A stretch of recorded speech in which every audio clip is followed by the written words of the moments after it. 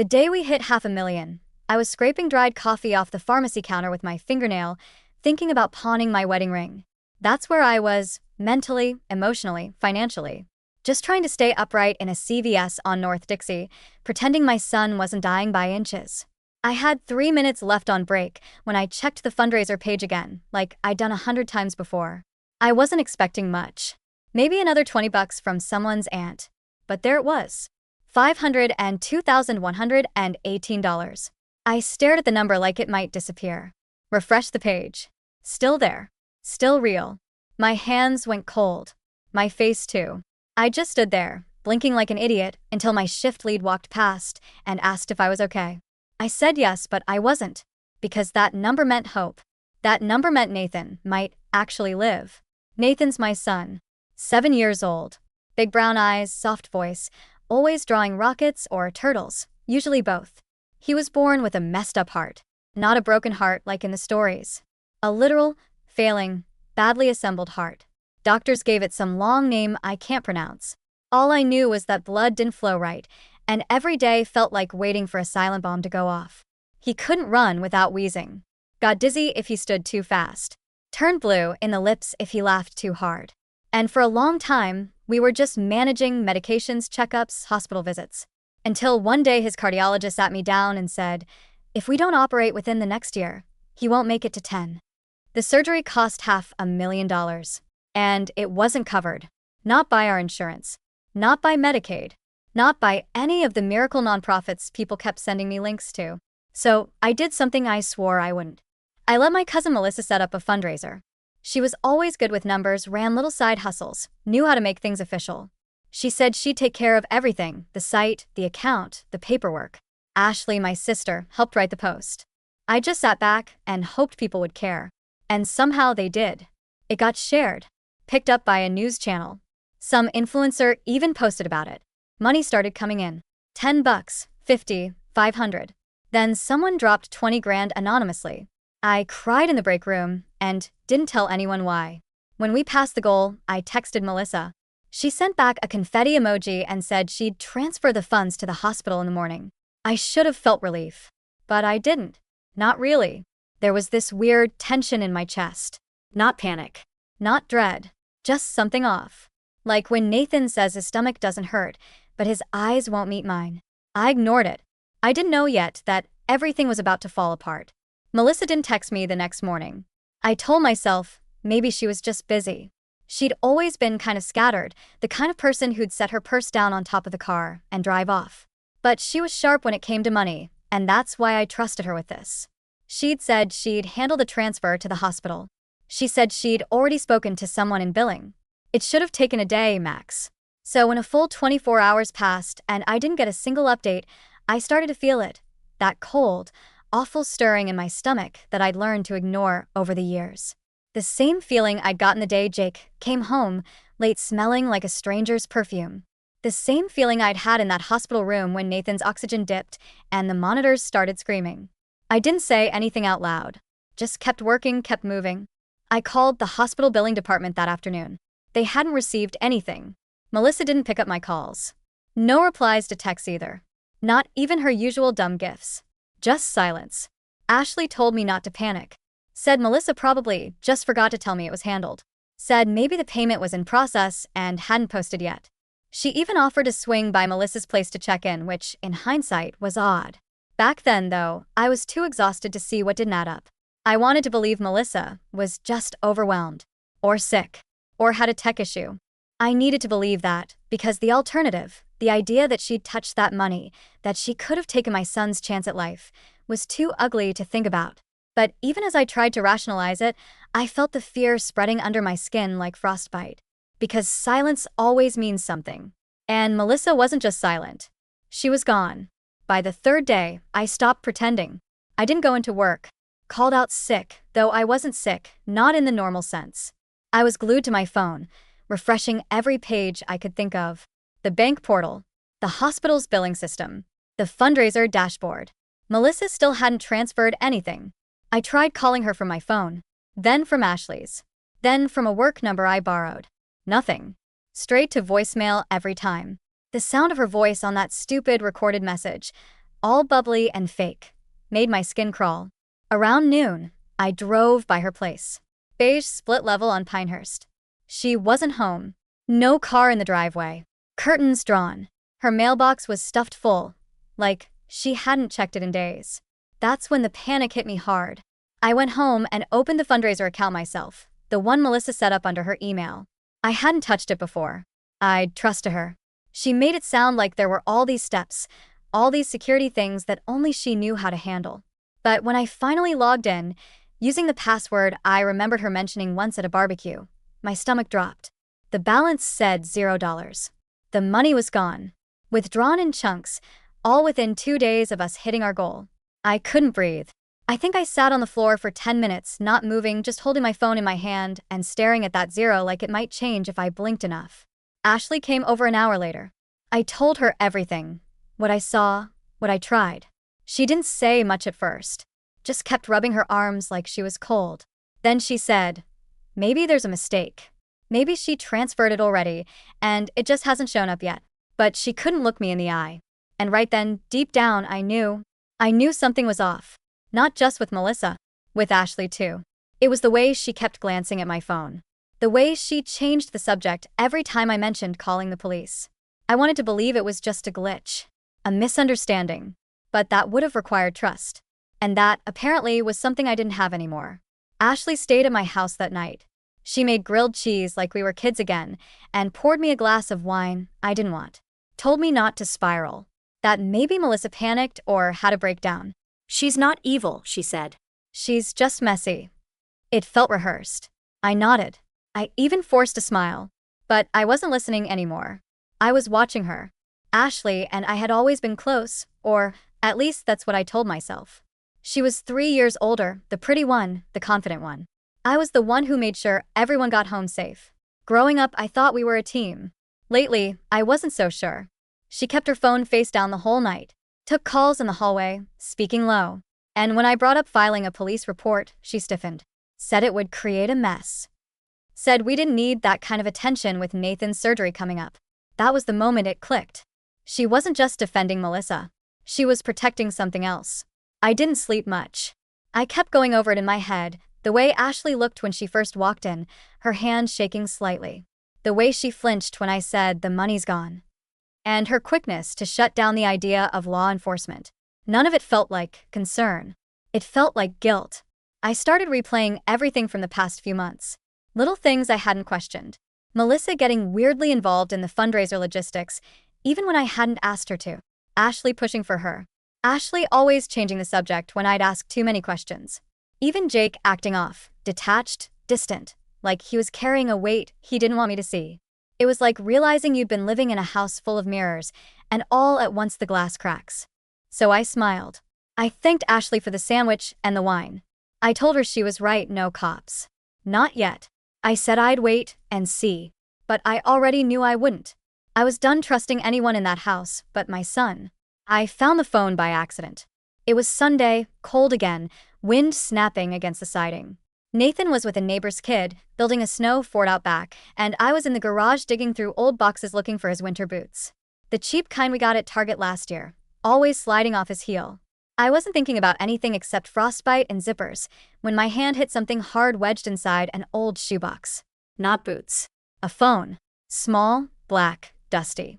One of those prepaid burners people buy when they don't want to be found. No case, no charger. It looked like it hadn't been touched in weeks. I don't know why I pressed the power button.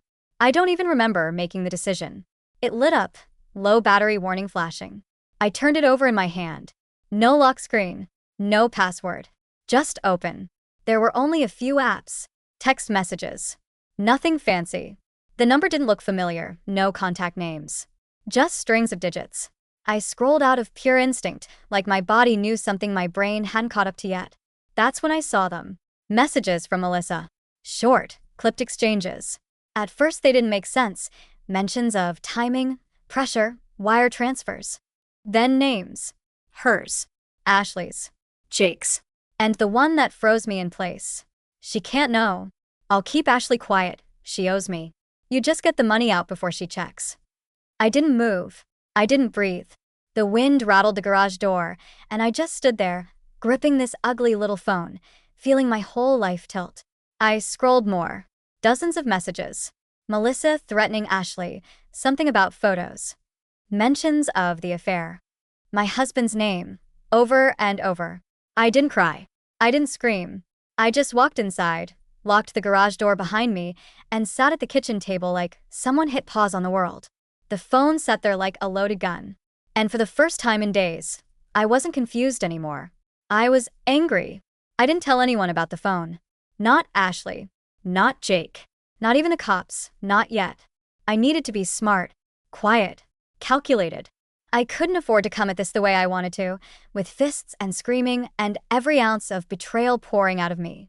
My son needed surgery. That was the only thing that mattered. So I sat at my kitchen table for hours, reading every message, screenshotting everything, forwarding them to a new email I made just for this. I didn't know how admissible texts from a burner phone were, but I didn't care. I wanted records. Proof. Every lie, every threat, every filthy plan they thought they could hide in a string of numbers and vague messages. Melissa wasn't just stealing. She was blackmailing Ashley. And Ashley, my sister, my blood, had covered for her because she was hiding something too. That something was Jake. The text made it clear. Melissa had photos, screenshots, mentions of hotel rooms and dates that lined up far too neatly with nights Jake had told me he was working overtime. Messages where Ashley begged her to keep quiet, promised she'd handle me. I had to put the phone down a few times just to breathe. I thought about Nathan, asleep upstairs, arms wrapped around that ratty stuffed turtle he's had since he was 3. He had no idea any of this was happening. He just wanted his chest to stop hurting when he climbed the stairs. He just wanted to run in gym class without his heart thudding like it was going to give out. And these people I had loved, trusted, were playing games with his life like it was poker night. By Monday morning, I had enough screenshots to fill a hard drive. I printed some of them out and tucked them into a manila folder, labeled it medical, just in case someone came by. Then I did something I never thought I'd do. I walked into a lawyer's office, Sat down. told the receptionist I needed to speak to someone about fraud. She asked who the target was. I said, my cousin, and maybe my sister, and maybe my husband too. Her eyes didn't even blink. She just handed me a clipboard. Ashley agreed to meet me at a diner off Route 4, the kind of place with chipped coffee mugs and laminated menus that haven't changed since '92. She looked nervous the second she walked in. Lipstick too dark. Hair done too nice. That's the thing about guilt, it makes people try too hard to look normal. I didn't bother with small talk. Didn't ask how she was doing. I just slid the burner phone across the table like a police detective in a bad TV show. Her hand stopped mid-reach for the sugar packets. She didn't touch the phone. Didn't even glance down. She just said, "Where did you find that?" Her voice cracked on the last word. I didn't answer. I didn't need to. The silence did the work for me. Ashley folded, just like that. She slumped back in the booth and rubbed her face like she wanted to disappear. Said she was sorry. Said it wasn't supposed to go this far. That Melissa threatened her with photos, and she panicked. That it had only happened once, the thing with Jake, and she'd been ashamed ever since. I said nothing. She kept going. Talked about how she didn't know Melissa was going to steal the money, only that she didn't want those pictures getting out. Talked about how Jake was going through something and she got caught up in it. Said she tried to tell me once, but couldn't. I let her talk. I didn't believe most of it, but I let her say it anyway. I wanted to see how far she'd go to avoid the truth. When she finally stopped, out of breath, tears running but still carefully not smudging her eyeliner, I leaned forward and said one thing. You let my son's life hang in the balance over a mistake you made in a cheap motel. She winced like I slapped her. For a second, I think she actually thought I might. But I didn't raise my voice. I didn't throw my coffee. I just picked up the phone, slipped it back into my purse, and told her I'd be sending everything to the police. That if she wanted to do one decent thing, she'd cooperate when they called. She didn't argue. She just sat there, silent. And for the first time, I felt something like power. Not revenge. Not satisfaction.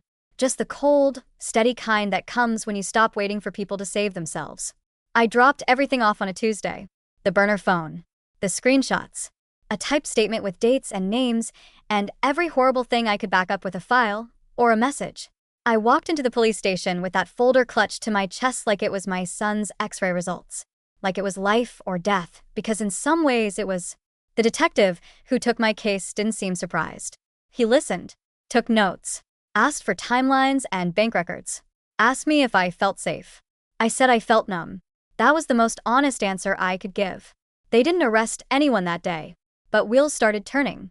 A week later, Melissa was picked up outside of a gas station in her boyfriend's beat-up Camry.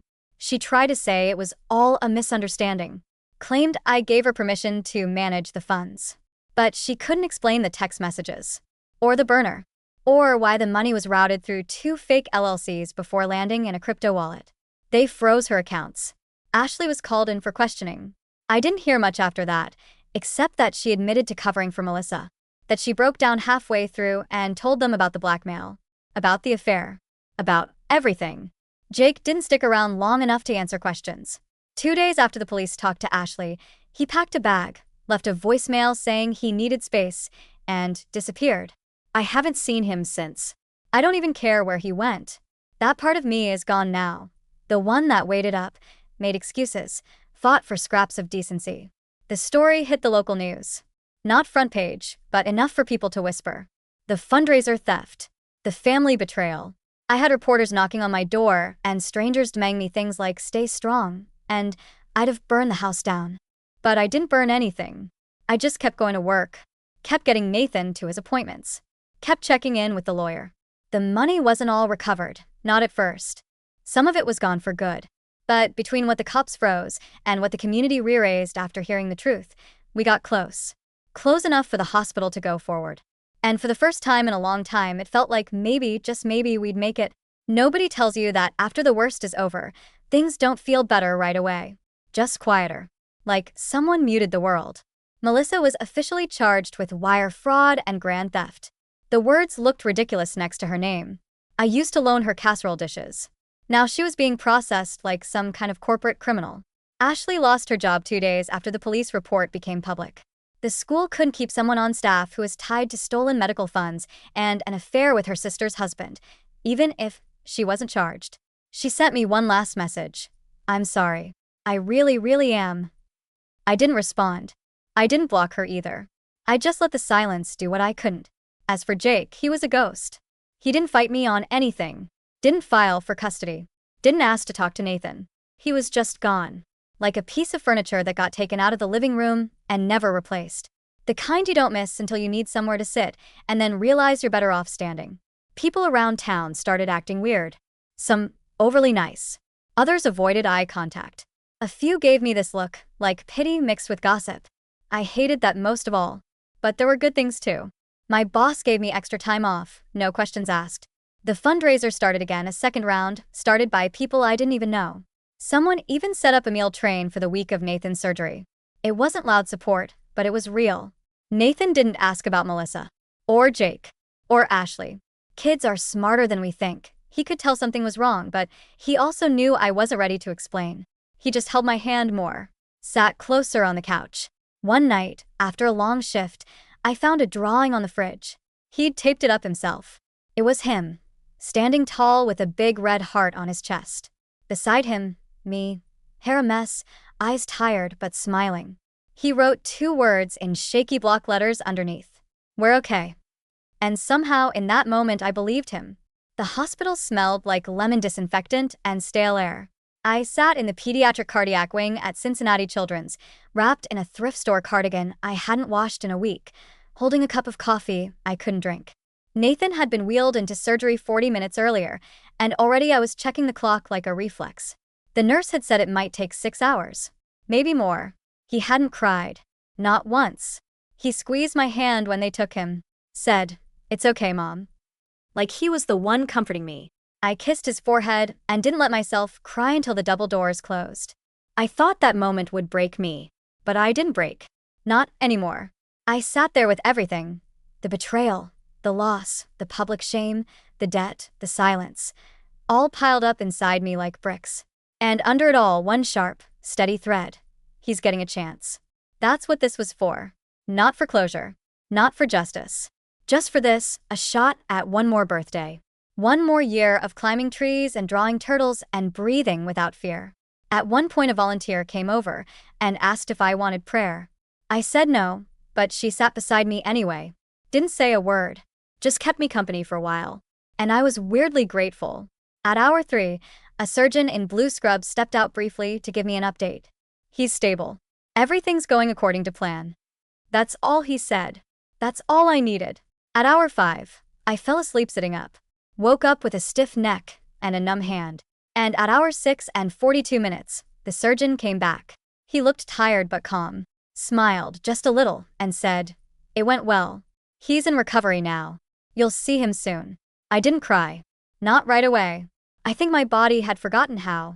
But when I finally walked into that dim recovery room and saw my son lying there, tubes in his arms, machines softly beeping, chest wrapped in white gauze, I swear something cracked open in me. And I let it. Right there, next to the bed. I broke down quietly. Not with noise, not with screaming. Just the slow, grateful kind of crying you only do when the nightmare is finally over. Or at least paused. It's been 4 months since the surgery. The scar on Nathan's chest is healing. It's still red and raised, but he shows it off like it's a superhero badge. The first time he ran across the backyard without stopping to catch his breath, I had to go inside, so he wouldn't see me cry. He's back in school now. Plays tag at recess. Had his first sleepover. Came home with ketchup on his shirt and dirt in his socks. Normal, messy, beautiful things I used to pray for. Things I was afraid I'd never see. I still work at the pharmacy. Same hours. Same fluorescent lights. But I stand straighter now. I don't apologize for my tired eyes or worn shoes. People look at me differently. Some with sympathy. Some with quiet respect. I don't care either way. Ashley moved to another state. I heard she's trying to start over. I don't wish her harm, but I won't ever speak to her again. Melissa took a plea deal. Probation, community service, financial restitution. She tried to send me a letter. I shredded it. There are things that sorry can't fix. Things that should hurt for a long, long time. Jake's name comes up in legal mail sometimes, but I don't open it. I forward it to my lawyer and go on with my day. He's gone from our lives, and I don't miss him. Nathan doesn't ask about him anymore. I think that says enough. Sometimes I still have moments when I open the mailbox, or when the lights flicker in the house, or when I get a text from an unknown number where my body braces, expecting the next disaster. But mostly, there's peace now. We go on walks. We laugh again. Nathan learned how to ride a bike 2 weeks ago. Wobbled halfway down the sidewalk before finding his balance. He turned back to me and shouted, "I'm doing it." And he was. And I am too. Every day I breathe a little easier. Not because the past is erased, but because we survived it.